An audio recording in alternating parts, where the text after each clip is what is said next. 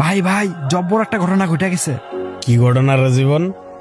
আরে ভাই, পাশের বাড়ির জালাল কাকা আছে না, হ্যাঁ তো আমি অনেক ভালো জানতাম। হ্যাঁ, ছোট মেয়েটা আছে না। এই দাঁড়া, আসতে 1 মিনিট।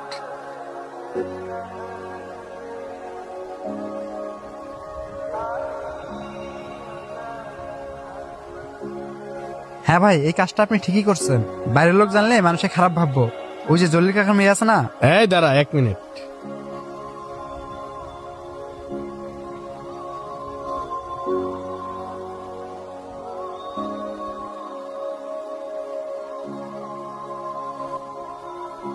আরে কত আর এভাবে জানলা জোতা লাগাবেন ভাই?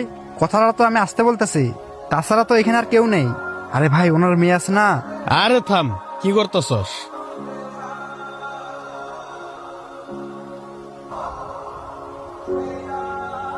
দেখেন রনি ভাই, আপনি যা কিছু শুরু করে দিচ্ছেন না, এত কিছু করার দরকার ছিল না। আরে জীবন, বুঝতেছস না কে?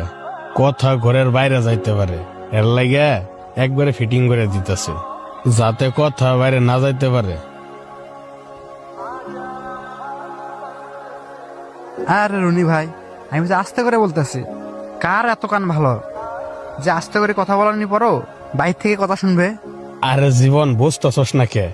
এই ঘরের ভিতরটা ইয়ার টাইট করে দিলাম, যাতে আমাদের কথা আল্লাহ না শুনতে পারে। আরে ভাই, আপনি কি পাগল হয়ে গেছেন নাকি?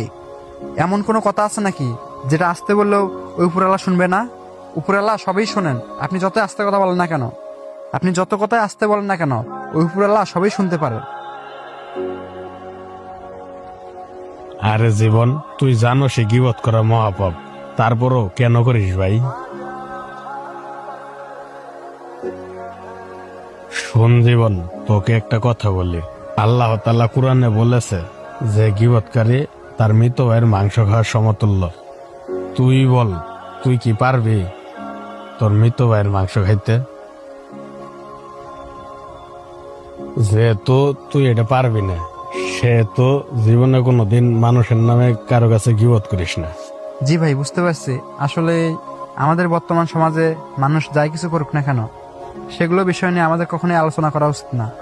হ্যালো বন্ধুরা, গীবতকারীকে আল্লাহ তাআলা পছন্দ করেন না, তাই আপনারা গীবত থেকে দূরে থাকুন।